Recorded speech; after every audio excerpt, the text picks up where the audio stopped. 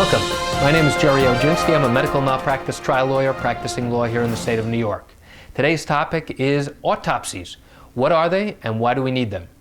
Well, in a death case, it's very important that we have an autopsy to be able to establish what the patient's cause of death was. And why is that important?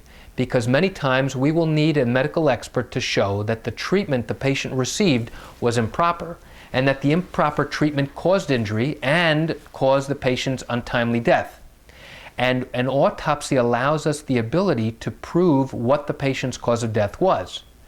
Sometimes we are unable to show what the cause of death was if there's been no autopsy. Many times a doctor in a hospital will write the patient died of cardiac arrest or cardiopulmonary arrest. And all that means is that the patient's heart and lungs stopped working. But that doesn't tell us what the patient died of. An autopsy is an examination of a deceased person by a doctor who specializes in this field, and they're called pathologists. And the pathologists study and are experts in looking into the patient's internal organs to determine what it was exactly that the patient died of. There could be more than one cause of death, but in cases involving death, we are required to prove that the wrongdoing caused an injury and that the injury is significant and permanent.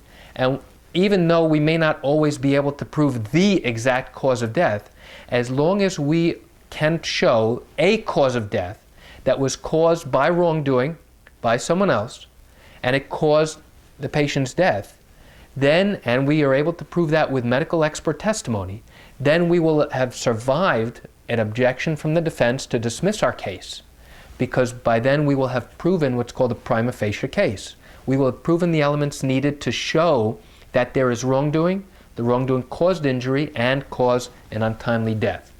Autopsies are crucial for a death case, and when we have them, they're very useful.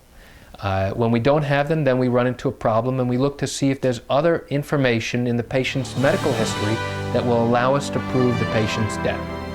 And that's it for today. That's a topic about autopsies. My name is Jerry Oginski. Thank you for joining me. Have a great day.